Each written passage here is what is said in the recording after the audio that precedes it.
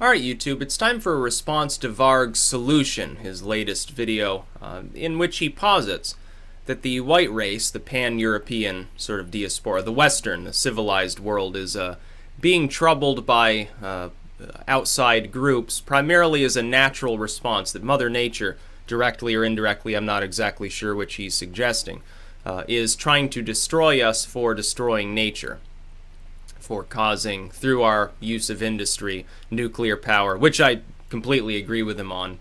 I know some people don't like that, but I do. Through our factories, our cars and highways and so forth, we're poisoning the earth, and Mother Nature, in I guess an evolutionary sense, is trying to knock us off of our high horse and devolve us back into primitivism so that we'll stop doing that. I fundamentally agree with him. In one sense, our technology is destroying the world. It's very clear. If we look around, we're poisoning the planet. We're quickly draining all of its exhaustible resources. Our population density alone, at this point, has transformed most of the otherwise wild Earth into nothing more than a sort of concrete jungle, in between which are monocultured farms sprayed with chemicals, the occasional oil rig, coal mine, natural gas field being slowly vented out. And that's really what we've transformed the world into. There's not a whole lot of nature left in a lot of parts of the world. My problem would be this.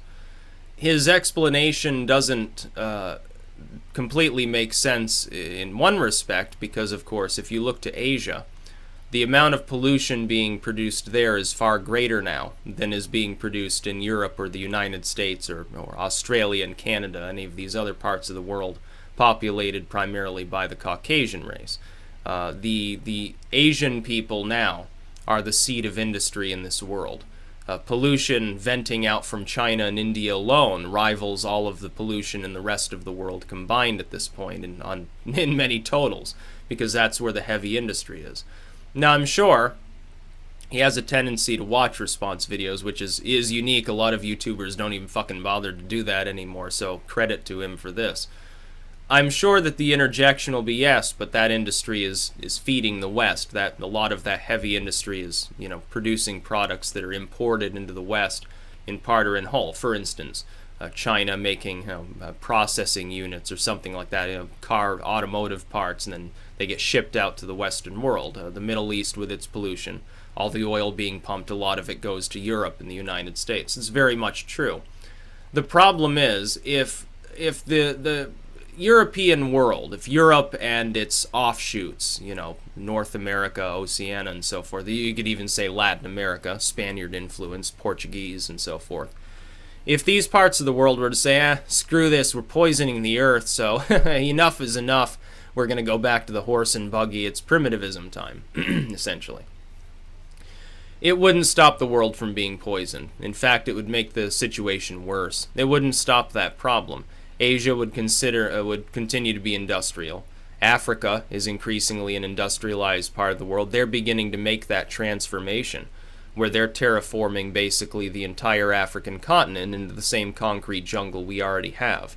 The idea, Varg has this, I think, notion that most of Africa is still Bushmen and Maasai warriors. It's not. It's increasingly being exploited. Again, the raw materials being taken there, if they weren't being used by the West, the glut in manufacturing the higher level luxury goods would simply move to Asia, and the Africans would still be supplying the resources in the lighter industry, like the textile mills and stuff in Turkey and places like that, would still be in operation.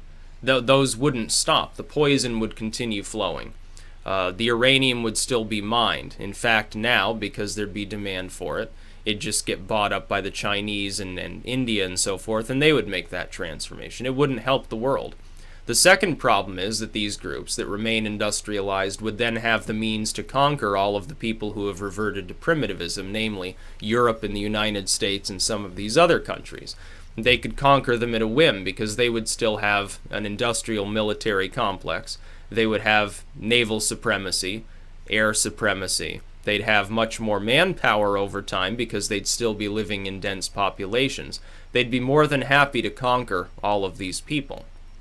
That is the problem that he sees, which is Europe being overrun by exterior groups of people would actually be long-term exacerbated. Not only would they be overrun over time, they would be instantly conquered. They wouldn't have the means to fight back. How exactly would they do that without factories to churn out ammunition and missiles and tanks and things like that?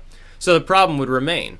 Only if there's, in a vacuum, you could implement a primitivist system, and it'd be great. Yeah, it'd be the best of all worlds. It'd be nice and natural. It'd be clean.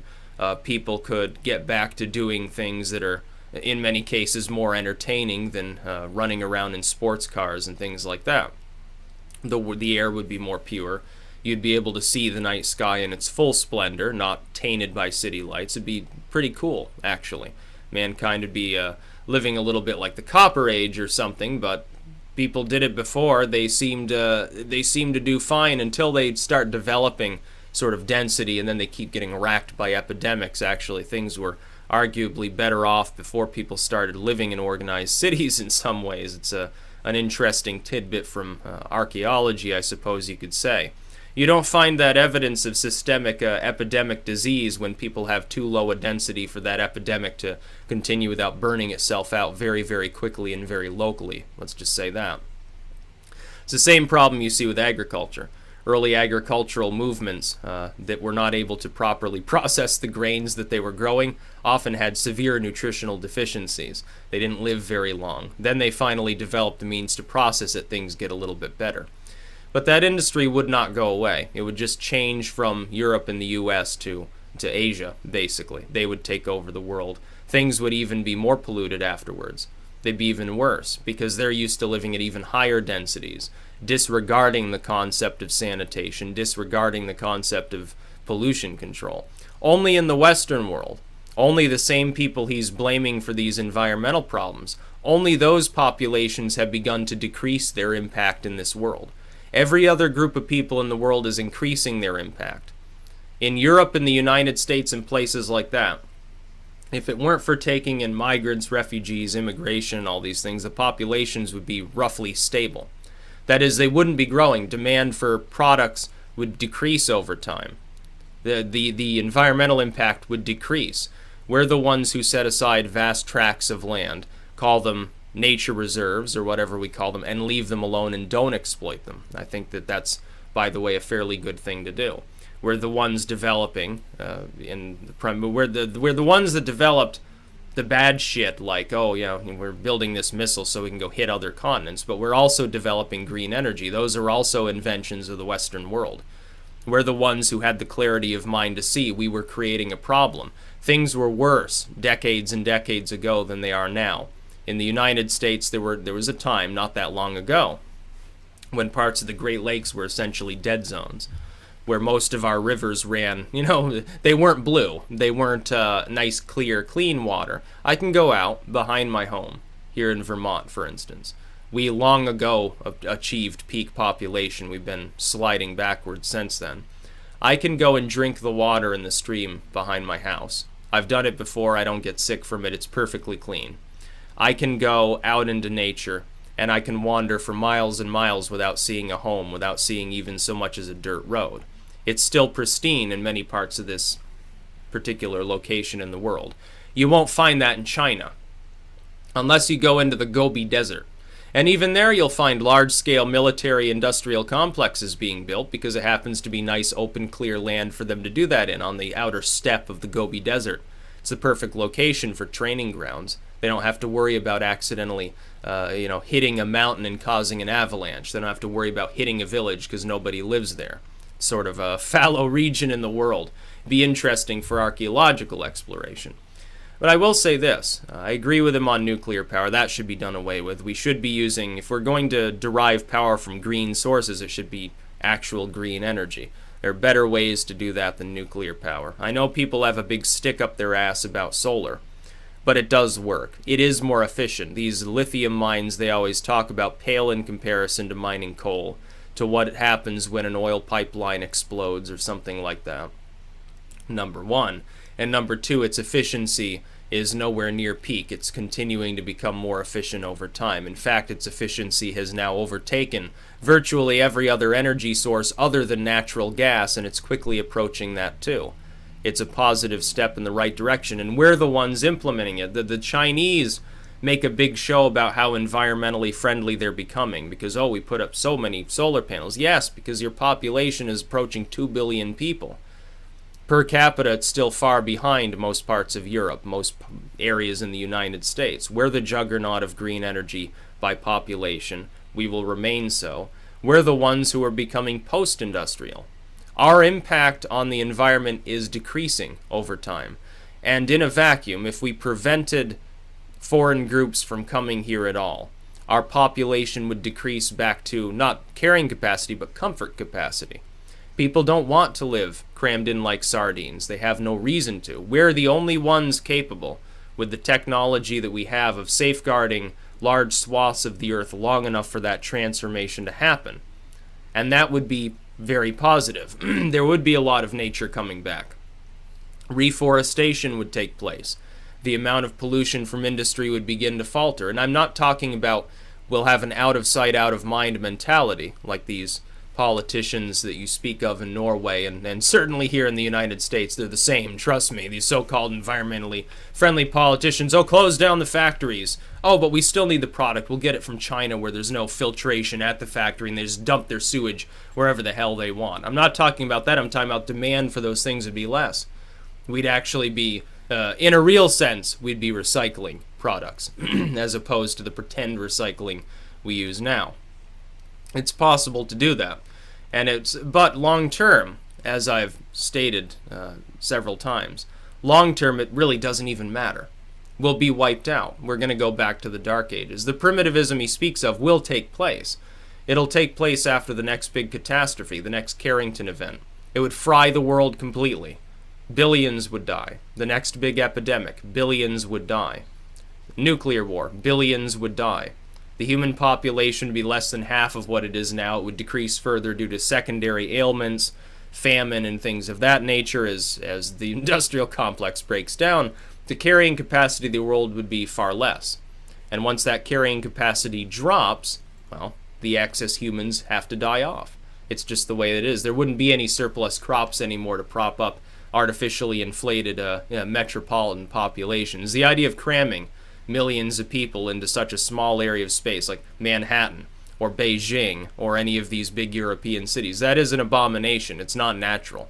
It's being fed by draining resources from the countryside around it. These megacities could not exist on their own as organized societies. Once the carrying capacity drops, once world trade breaks down, yeah, most of those city populations will die. It'll be far worse in urban centers than rural. Regardless, by the way, of which of these things happens. You get a Carrington event, it's the inner city people who don't have, they don't have wood to burn for fuel or charcoaling or anything like that. They live in a city. They can't produce their own food. They don't have any cropland. Oh, they're the ones that are going to die mostly. The people living in the middle of nowhere, some populations in the world that are still tribal, they wouldn't even notice the difference. You think some uncontacted tribe like the Sentinelese, you think they care if there's electricity? They don't have electricity. They don't even have a road. They don't even have copper tools. They're not going to care if there's a Carrington event. They'll still be there. 1,000 years from now, if they haven't been wiped out by some disease imported by some idiot tourist trying to get close to their island, they'll still be there. They'll be fine.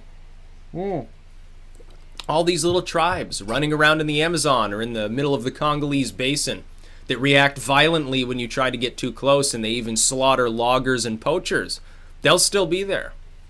They don't have the technology to lose, essentially. The problem is, at a whim, an industrial society can destroy them. And even they, too. If we were to drop the military industrial stuff and go back to being primitive, not only would we be destroyed, but people who have never even developed a military industrial complex, all of those uncontacted tribes, they'd quickly be wiped out. Do you think if the Chinese invaded Brazil, because Brazil decided, industry, we don't need it, we're going to go back to being primitive. If they conquered it, do you think that they would set up restricted zones in the Amazon basin and not exploit the wood? Of course they would. They'd destroy the entire rainforest, slaughtering everyone therein. There wouldn't be any uncontacted tribes in the world anymore. They'd all be completely gone. The Europeans would be completely gone. They wouldn't exist anymore. The entire lineage would be destroyed. The last few remnants that weren't killed outright would be kept in a fucking zoo. They'd have a little European breeding program for these funny Neanderthals to dance around and be naked and constantly abused. It'd be like that polar bear in the Chinese mall that lives completely on its own without any mental stimulation 24/7 and is basically being driven insane by constant solitary existence. They don't have the concept of human rights and animal protection and environmentalism. They've never developed. It's pure pragmatism, pure industrial era pragmatism. They think that profit is the only motivator. We're the only ones who have gone past that to see that that has its limits. So it would destroy the world even faster if you were to do what Varg is suggesting. The principle is sound. The principle of returning to nature is good. I don't disagree with him there, but it's not feasible. The only way that it's going to happen is after a massive disaster that robs the world of most of its humans, in which nature will heal itself. He's suggesting humans shouldn't be trying to heal nature. They should take a hands-off approach, go back to not interfering, and nature will heal itself. I agree. But it's not going to happen. It's simply not. There are too many different forces at work to prevent it from operating. One thing I will say we should do, and on this I think we agree more than on any other subject it seems, is, yeah, we should get rid of nuclear power. Now, we shouldn't be using it at all. It's not necessary. What we still need all of that extra material so we can build more nukes. We already got thousands of them. Just maintain the ones that we have.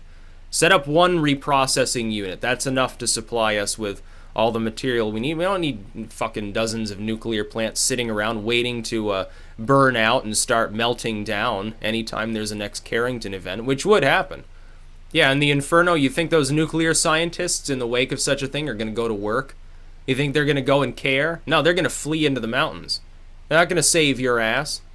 They're not paid enough to save your ass. There'll be no one to pay them. Order will break down. Yeah, those plants will melt down. Doesn't matter if they're those special, uber, super duper dry storage plants. They'll melt down too. Lack of maintenance. They'll begin to collapse in on themselves. The storage system will fail. Water will drip in. Some of those rods will go critical to trigger the rest. And pretty soon, furling vapors of alpha particles will be launched sky high with a hydrogen explosion. It's just what will happen. It will. These things are on the horizon for men. They are inevitable. Whether through nuclear war, epidemic, whatever it happens to be, it is inevitable. Catastrophes happen. The next time you think the fact that we have technology makes us better off, it makes us worse off because we're reliant on it for our survival at our current population levels. So many people will die that nobody will even bother to bury them. It'll be like the Black Death 1,000 times over in terms of loss of life. On that he's right, but it has to happen. It's the only way forward. A worldwide catastrophe to destroy the behavioral sink, which is truly responsible. When he talks about third wave feminism, MGTOW, that's the result of a behavioral sink. That's the result of people's biology getting fucked up by being in constant proximity to members of the same and opposite sex. It's pheromonal more than anything else. That's my theory. It's interfering with their brains. Yeah, it's making for submissive males that are uninterested in mating, just like in the behavioral sink of Calhoun. It's creating strong, empowered women, or whatever you want to call them, who are also uninterested in mating and primarily just abuse the males because they're submissive. It's what it's causing. We're at the end stages of a severe behavioral sink in most of the world. These politicians, their answer is, oh, well, it doesn't matter. These populations aren't breeding. We'll bring in other populations. That's their solution, their eugenic solution, oddly enough. It won't work. Long term, it just won't work. It won't prop them up. It'll destroy their cultures even faster. It'll make the behavioral sink worse. You should let the population decline. You should be looking at ways to very slowly decline it back to a lower level and try to keep it there, try to bring balance. While also, yeah, safeguarding nature, keeping people, don't put them in the mega cities. Why do you think the behavioral sink is so bad in inner cities? In the countryside, it's less prevalent or even absent. It's not even there. It's because people are in constant proximity to other human beings. They're living like sardines. That's the problem. And it's going to lead to World War III or an epidemic due to density. Again, we can claim we have such a great medical infrastructure. So that's fine. But what if some desperately impoverished third world nation that's hooked up to world trade and travel but doesn't really have a medical infrastructure suddenly gets another Spanish flu It'll take mere days for it to explode across entire continents. It will wipe out 1 billion human lives. And the instability that it causes will cause enough secondary disease, famine, and breakdown of order to take down billions more. It is perfectly possible for that to happen. It's not a conspiracy sort of thing. It's not a tinfoil hat situation. It's happened before in human history. When the Spanish flu erupted, we already had basic pre-modern medicine. We weren't savages in the early 1900s. People had technology. They had roads. They had automobiles. They had all of these concepts. They already existed. People had the concept of industrial warfare. They were already there. They had the concept of sanitation. They had the concept of anesthesia and all of these other things, of brain surgery. They were already there. And yet millions of people still died all across the so-called civilized world. And it'll happen again. And when it does, people will spout memes about it on the internet while the world comes crashing down around them before the internet finally goes dark for the last time and mankind collapses back into the Dark Ages. And then you'll get your primitivism, but not until then. It's catastrophism, it's Ragnarok. And Varg talks about paganism. Ragnarok is literal. It's going to happen. I can see it coming. It may not come in our lifetimes. It'd be very miserable if it did, because I'm net addicted. But it might. It could come tomorrow. The next big epidemic, the next big Carrington event that fries the entire world's electrical system and renders that industry utterly fucking useless, breaking down every tractor in the fields that's trying to make your crops, breaking down all of the machines used to mine the resources you need for automobiles, for building things. It breaks down all the centrifuges producing your medicine. The next big event could happen at any time. In fact, we're probably overdue for it. Last time it happened, we had barely developed telegraphs. Even those got fucked up. Some of them were able to transmit without a power source. Others, of course, exploded and caught fire. Imagine what would happen to all the power lines around our cities. You know how many fires that would cause? It would burn every fucking city in the world to the ground that has an electrical system. They'd all be completely gone. Every urban population would get burned alive. Very quickly. It'd be rather simultaneous. Flames would come shooting out of those transformers and out of every wire in your house, every appliance, even if you disconnect it from the wall. It'd probably be worse than a mass epidemic. It might even be more destructive than a nuclear war. And the problem is, nature will cause it. We have no way of predicting when it'll come. We certainly don't have any way to safeguard against it unless we intend to harden every electrical system on the face of the goddamn earth. Good luck trying that. And it's going to happen. It's only a matter of when. Probably will happen before a nuclear war. It might be that the sun, that great arbiter of all life on earth, that shines down and creates the crops that you eat, is going to rob you of those crops by utterly and completely frying every piece of machinery that you use to harvest them. That the same sun, responsible for all the joy and happiness in the world, is going to bake it in radiation by melting down every nuclear plant on the face of the earth. It's going to destroy so many people. It's going to be a bloodbath. Everything will be roasted. Everything is going to get fucked up. It's going to kill everything. Yeah. And the funny thing is, it's not even hyperbole to suggest this will happen. It's happened before. Happened in the mid-1800s. I think it happened during the Civil War, if I remember correctly. Or just before it. Or just after it. It was I think it was the 1860s when it happened, actually. I think it was 1862, I want to say. Yeah. It's a real event. You can look it up. Look up the Carrington event. That's all you need to do to realize how fucked up this world is going to get the next time it happens. You don't need mankind. Nature will take care of us. Varg's right on that token, completely. That's about all. Peace out.